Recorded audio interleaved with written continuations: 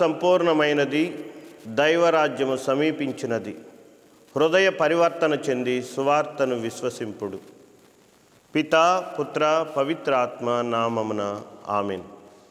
క్రీస్తునాథుని యందు ప్రియమైన సహోదరి సహోదరులారా, క్రీస్తు ప్రశస్త నామములో మీకందరికీ శుభాభివందనాలను తెలియజేస్తూ ఆదివార అందుబాటు అనే ఆధ్యాత్మిక కార్యక్రమానికి మిమ్మందరినీ ప్రేమపూర్వకంగా ఆహ్వానిస్తూ ఉన్నాను.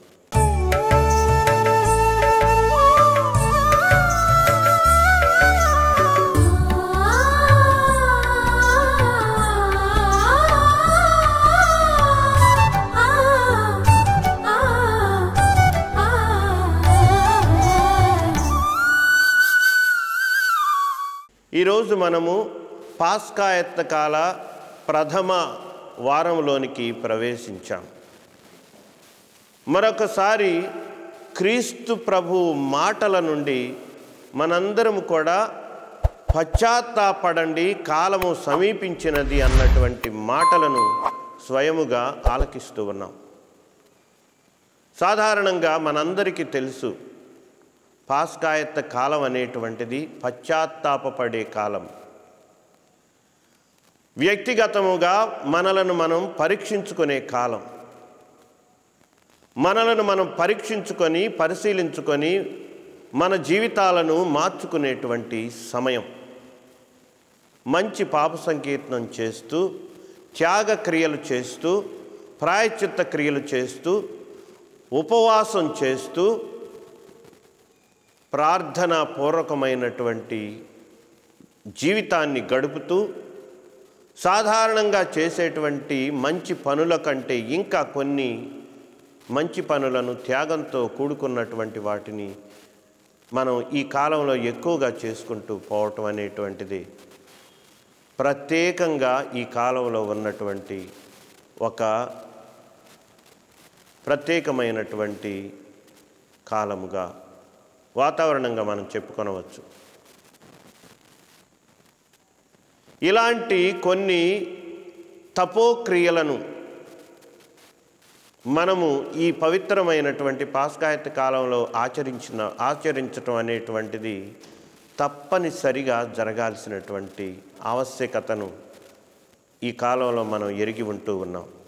ఈరోజు పశ్చాత్తాపడండి అని ప్రభువు చెబుతూ ఉన్నటువంటి ఈ తరుణంలో పశ్చాత్తాపము అనేటువంటి అంశాన్ని ఈరోజు మీతో కలిసి ధ్యానం చేయాలని ఆశపడుతూ ఉన్నాను. పశ్చాత్తాపడడానికి 3 మార్గాలు అనేటువంటివి ఈ సందర్భంగా సువిశేష నేపథ్యంలో సూచించే ప్రయత్నం చేస్తూ ఉన్నాను.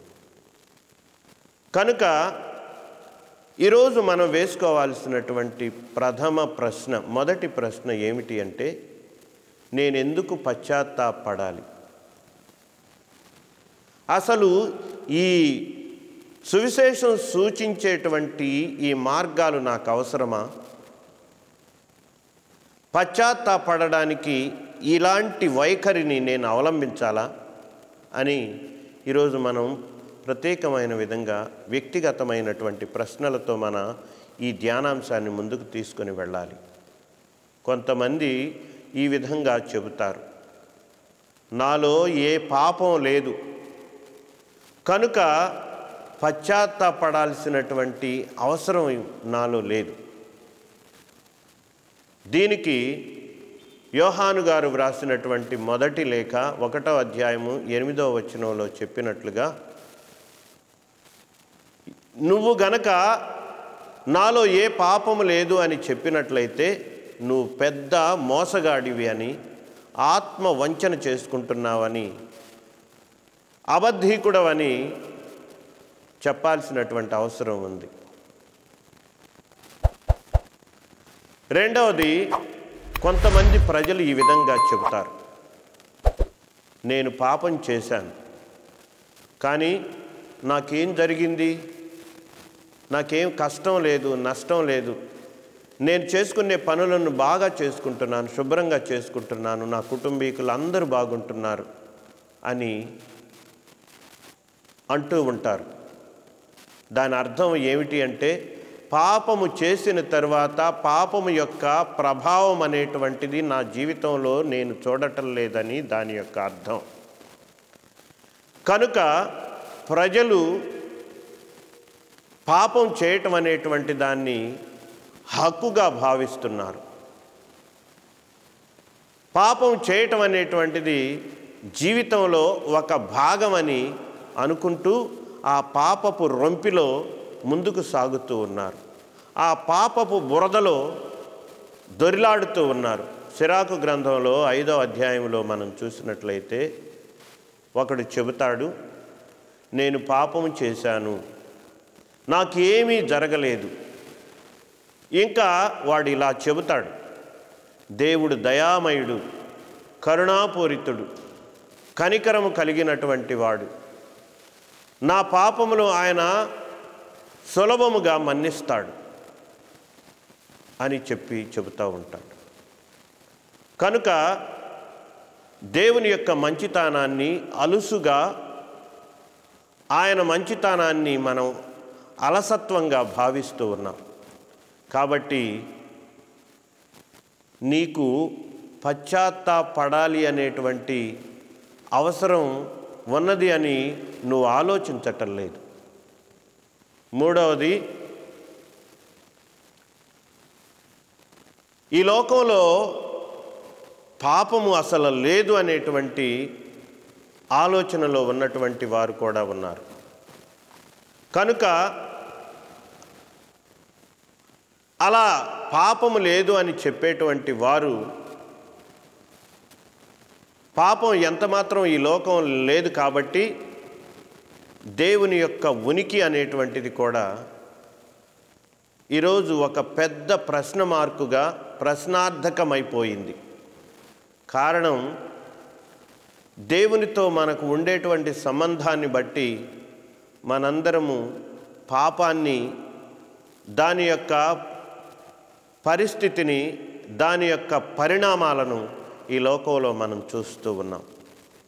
కనుక ఈ 3 మార్గాలు ఈనాడు సువిశేషం వేటినైతే సూచిస్తూ ఉందో మనందరికీ పశ్చాత్తాపడడానికి, పశ్చాత్తాపడకుండా ఉండడానికి కారణాలను ఈరోజు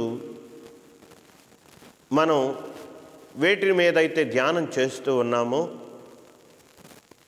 వాటిని అనుదిన జీవితంలో మనము ఎక్కడో చోట, ఏదో ఒక పరిస్థితిలో, ఏదో ఒక సమయంలో మనం చూస్తూనే ఉన్నాం. ఇలాంటి మనస్తత్వం కలిగినటువంటి వారిని మనం అనుదినం ఎక్కడో చోట చూస్తూనే ఉన్నాం. కానీ కొంతమంది మనలో ఇలాంటి వాతావరణంలో ఉన్నటువంటి వారు, ఈ విధంగా ఆలోచించేటువంటి వారు కూడా ఉన్నారు.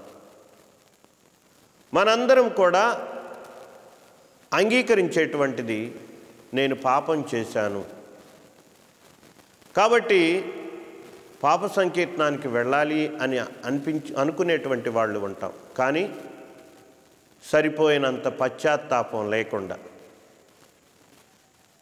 అసలు పశ్చాత్తాపం అనేటువంటిది లేకుండా ఏదో అలవాటు ప్రకారం, కుటుంబ నేపథ్యం ప్రకారం, ఆచారం ప్రకారం కొంతమంది పాప సంకీర్తనం అనేటువంటి సాంగ్యాన్ని ఉపయోగించుకునేటువంటి వాళ్ళు ఉంటూ ఉన్నారు. కాబట్టి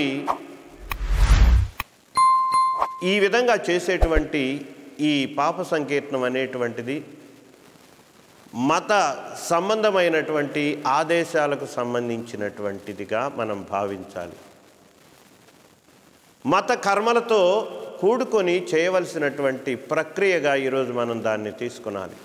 అంటే రిచువలిస్టిక్ అప్రోచ్ అని దీనిని గురించి మనం చెప్పాలి. 4వది, ఈ మత కర్మలతో కూడినటువంటి ఈ మార్గం తిరుసభ ఏదైతే బోధిస్తూ ఉందో పాప సంకీర్తనానికి వెళ్ళండి అనేటువంటిది ఈ మత కర్మలతో కూడినటువంటి మరొక మార్గముగా మనం ఈరోజు తీసుకునాలి.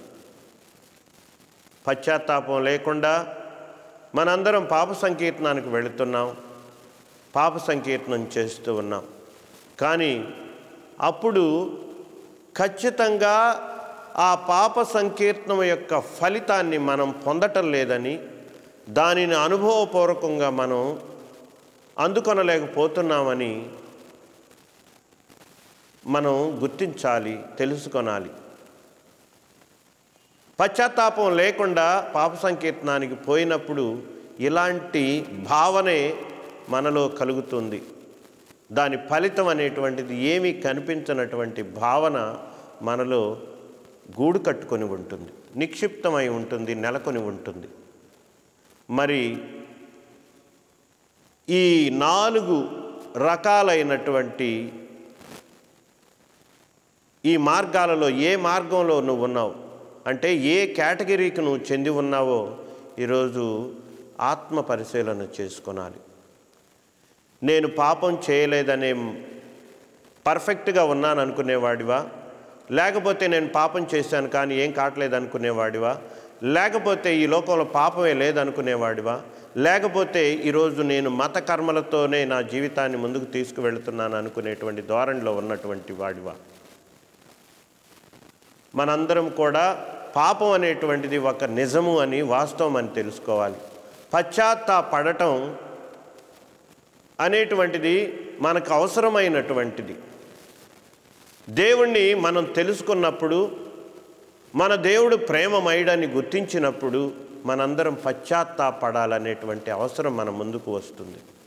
ఆయన దయ కలిగిన వాడని మనకు తెలిసినప్పుడు మనం పశ్చాత్తాపడాలి. దేవుడు లేకుండా మనము ఈ పాపంలో ఉండలేము అని చెప్పి తెలుసుకోవాలి. మనం ఎంతగా దైవ జ్ఞానాన్ని కోరుకుంటామో, ఎంత లోతుగా దేవుని జ్ఞానాన్ని పొందుకొనాలని ఆశిస్తామో, దేవుడు ప్రేమమయుడని, ప్రతి ఒక్క పాపము అనేటువంటిది, మనం చేసేటువంటి ప్రతి తప్పిదము అనేటువంటిది దేవుని ప్రేమకు వ్యతిరేకమైనటువంటిది అని, దేవుని యొక్క అసలైన స్వభావానికి వ్యతిరేకమైనటువంటిది అని మనం గుర్తించాలి. మరొక మాటలో చెప్పాలి అంటే, మనం పాపం చేస్తూ దేవుని యొక్క ఉనికినే మనం తిరస్కరిస్తూ ఉన్నాం, దేవుణ్ణే మనం కాదనుకుంటున్నాం. ప్రియమైన సహోదరి సహోదరులారా, ఈ సమయం, అలాంటి తరుణం దేవుని యొక్క ప్రేమ యొక్క లోతు ఎంతదో మన హృదయంలో మనం తెలుసుకొనాల్సినటువంటి అవసరం ఎంతైనా ఉన్నది. ఇలాంటి సమయంలోనే దైవ ప్రేమ ఎంతగా ఉన్నదో నా విషయంలో అని గుర్తు చేసుకోవాలి. అప్పుడే పశ్చాత్తాపం పడాలి అనేటువంటి ఆ ఆలోచన నీలో బయలుదేరుతుంది, ఆ అవసరం అనేటువంటిది నీలో ఉదయిస్తుంది. నువ్వు పశ్చాత్తాపడి దేవునితో సఖ్యపడి సమాధానపడి సంతోషంగా జీవించడం అనేటువంటిది నీ వైపు నుంచి మొదలవుతుంది. లేకపోతే మనం పాపం తర్వాత పాపం చేస్తూనే పోతాం. ఈ 4 దారుల్లో ఏదో ఒక మార్గంలో మనం తప్పు చేస్తూ ఆ పాపం ఒకదాని మీద ఒకటి పెంచుకుంటూ పోతూ చివరికి ఆ పాపంలోనే మనం నశించేటువంటి పరిస్థితులు వస్తాయి. కనుక ప్రియమైనటువంటి సహోదరి సహోదరులారా, కొన్నిసార్లు మన యొక్క పశ్చాత్తాపము లేకపోతే మన యొక్క పాప సంకీర్తనం అనేటువంటిది మత కర్మలకు సంబంధించినటువంటిది. కుటుంబ నేపథ్యంలో నేను కథోలికుడిని కాబట్టి, నా తల్లిదండ్రులు అలా చేశారు కాబట్టి నేను కూడా చేస్తున్నాననే ఆలోచనతో మనం దానిని చేస్తామే కానీ, నిజమైనటువంటి పశ్చాత్తాపంతో ఆ సాంగ్యాన్ని మనం ఉపయోగించుకొనటం లేదని గుర్తు చేసుకోవాలి. లిటరల్గా చెప్పాలి అంటే, అక్షరం రూపంలో చెప్పాలి అంటే, మక్కిగా చెప్పాలంటే పశ్చాత్తాపం ఏమిటని, దేవుని యొక్క ప్రేమ ఏమిటి అని మనం తెలుసుకొనాలి. కాబట్టి ఈ ప్రాయశ్చిత్త కాలం, ఈ తపస్సు కాలం, ఈ శ్రమల కాలం, మనం ఆరంభించినటువంటి పవిత్రమైనటువంటి కాలము చాలా ఆలోచనలు ఈ నేపథ్యంలో మనం చేయాలి. పశ్చాత్తాపడాలా వద్దా అనేటువంటి ఆలోచనలను ఈ సువిశేషం రేకెత్తిస్తున్న ఈ తరుణంలో మనం చెయ్యాలి. ఈ సువిశేషాన్ని ఈ పవిత్రమైన కాలంలో పవిత్ర గ్రంథాన్ని నేపథ్యంగా చేసుకొని ధ్యానాలు చేయాలి. క్రీస్తు పాటలను గురించి ఆలోచన చేయాలి, ధ్యానం చేయాలి. ఈ ఆలోచనలు, ఈ ధ్యానాలు, ఈ పవిత్రమైనటువంటి తపస్సు కాల కార్యాలు మనకేమి చెబుతూ ఉన్నాయి? క్రీస్తుని యొక్క శ్రమల కాలము అనేటువంటిది, క్రీస్తుని యొక్క శ్రమలు మొత్తం కూడా మనకు నేర్పించేటువంటిది. ఆయన మరణం మనకు గుర్తు చేసేటువంటిది ఏమిటి అంటే, ఆయన మనలను ఎంతగా ప్రేమిస్తున్నాడో, తన ప్రేమ చేత మనందరి పాపాల కోసం ఆయన శిలువ మీద ఎంత ఘోరమైనటువంటి మరణాన్ని అంగీకరించాడు అనేటువంటిది ఈరోజు మనకి ఈ పాస్కాయత్త కాలం గుర్తు చేస్తూ ఉంది.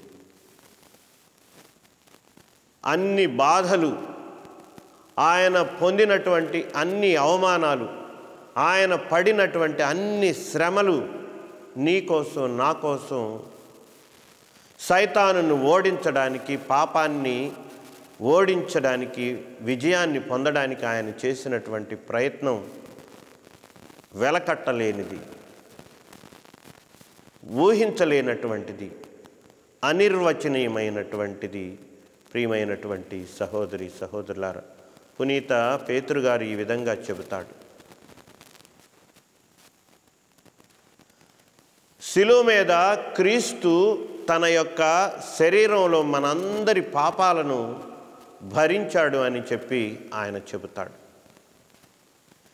మన పాపాలన్నింటినీ, తన పాపాలను శిలువ మీద శారీరకంగా ఆయన మోసాడు అని చెప్పి ఆయన ఈరోజు మనకు తెలియజేస్తూ ఉన్నాడు. కనుక ప్రియమైనటువంటి సహోదరి సహోదరులారా, స్నేహితులారా, దేవుని బిడ్డలారా, ఈనాడు మనం చేసేటువంటి ఈ సువిశేష ధ్యానం, ఈ ఆదివార ధ్యానం, ఈ సువార్త ఆలోచన క్రీస్తు శ్రమల మీద, పాటుల మీద, ఆయన మరణం మీద చేసేటువంటి ఈ ధ్యానం మనలను దేవుని యొక్క నిజమైనటువంటి స్వభావం వైపుగా మనల్ని నడిపించాలి. మన కోసం త్యాగం చేసేటువంటి ఆయన మనస్సు ఎంత గొప్పదో అనేటువంటి దాని వైపుగా మనల్ని నడిపించాలి. ఆయన వెరీ నేచర్ వైపు మనల్ని నడిపించాలి. అది ఆయన ప్రేమ. ఆ ప్రేమే మనలను పశ్చాత్తాపడేటట్లుగా చేస్తూ ఉంది. నేను చేసినటువంటి పాపమే ఆయన ఆ విధంగా శిలువ మీద శ్రమలు పడాల్సినటువంటి దానికి కారణమైంది అని గుర్తు చేసుకున్నాను. ఎంత గొప్ప బాధను మనము మన పాపం చేత ఆయనకు కలిగించామనేటువంటిది మనం ఈ ధ్యానం చేస్తున్నటువంటి సమయంలో గుర్తు చేసుకోవాలి. మానవుని యొక్క పాపము వలన కలిగిన బాధ అంతటిని కూడా మనము సంగ్రహంగా చెప్పుకుంటే, యేసు ప్రభు దానినంతటిని కూడా సంతోషంగా, ఇష్టపూర్తిగా భరించాడు అని మనం గుర్తు చేసుకున్నాను. ఇక్కడ నీవు నేను దేవుని యొక్క ప్రేమను అర్థం చేసుకునేటువంటి దానికి మనము చేరుకొనాలి. దేవుని యొక్క ప్రేమను అనుభవపూర్వకంగా తెలుసుకునేటువంటి దాని వైపుగా మనం మరలాలి, నడుచుకొనాలి. మన యొక్క అపజయాలు, మన యొక్క నిరుపయోగమైనటువంటి పనికి మాలినటువంటి జీవితాన్ని చూసి కూడా దేవుడు దేవుడిగానే ఉండి, ప్రేమించేటువంటి దేవుడిగానే ఆయన మనందరి ముందు నిలుస్తూ మన కోసం ఆయన ఇంత ప్రేమను చూపిస్తూ ఉన్నాడు. కాబట్టి మనందరము కూడా ఆయన ప్రేమైక అవగాహనకు, ఆయన ప్రేమను తెలుసుకుని, అర్థం చేసుకొని, అనుభవపూర్వకంగా దేవుడు నన్ను ప్రేమిస్తున్నాడు అని మనం గుర్తు చేసుకోనాలి. అలాంటప్పుడే మనందరం కూడా పశ్చాత్తాపాన్ని చాలా అవసరంగా మనం దానిని తీసుకొని పశ్చాత్తాపడతాం. మనలో పశ్చాత్తాపం అనేటువంటిది అప్పుడు ప్రారంభమవుతుంది. అవును ప్రియమైన సహోదరి సహోదరులారా, నిజంగా ఈరోజు నేను నా పాపాలకు క్షమాపణ అడుగుతూ ఉన్నాను అని చెప్పాలి. ఈరోజు నిజంగా నేను నా పాపాలకు మన్నింపు అడుగుతూ ఉన్నాను. ఈ పాపమే ఒక పెద్ద బాధను దేవుని యొక్క హృదయానికి తీసుకొని వచ్చింది అని గుర్తించాలి. కనుక నేను పశ్చాత్తాపడుతున్నాను, నేను క్షమాపణను ఆయనను అడుగుతూ ఉన్నాను. నా సృష్టికర్త, నన్ను చేసినటువంటి వాడా, నా రక్షకుడా, నిన్ను హృదయపూర్వకంగా క్షమించమని అడుగుతున్నాను అని ఈరోజు మనందరము తప్పకుండా దేవునికి చెప్పాల్సినటువంటి మాట.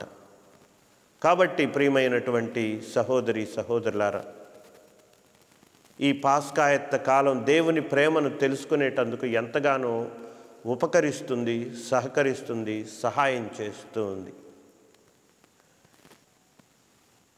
దేవుని యొక్క ప్రేమ మనలను పశ్చాత్తాప పడేటట్లుగా, నిజమైన పశ్చాత్తాపాన్ని కలిగి ఉండేటట్లుగా చేసి మన జీవితాలను పూర్తిగా మార్చివేస్తుంది. ఆ విధంగా మన జీవితాన్ని దేవుని యొక్క బిడ్డలమనేటువంటి విధంగా జీవించేలాగా చేస్తూ ఉంది అని ఈరోజు మనము తెలుసుకొనాలి. కాబట్టి ఈరోజు ఈ పశ్చాత్తాపం అనేటువంటిది మనము కలిగి ఉండటం అనేటువంటిది మన జీవితాలను మారుస్తుంది. జీవితాన్ని జీవించడానికి, దేవుని బిడ్డలుగా జీవించేటువంటి జీవితంగా ఉండేటందుకు మనకు ఈ పశ్చాత్తాపము అనేటువంటిది ఉపకరిస్తూ ఉంది. అలాంటి వరాన్ని దయచేయమని మనందరము దేవుని ప్రత్యేకంగా ఈ పాస్కాయత్త కాలంలో వేడుకుందాం. మీకందరికీ శుభ ఆదివార దీవెనలను అందిస్తూ ఉన్నాను. ఏలిన వారు మీతో ఉందురుగాక. సర్వశక్తిగల సర్వేశ్వరుడు పిత పుత్ర పవిత్రాత్మనామమున ఆమేన్.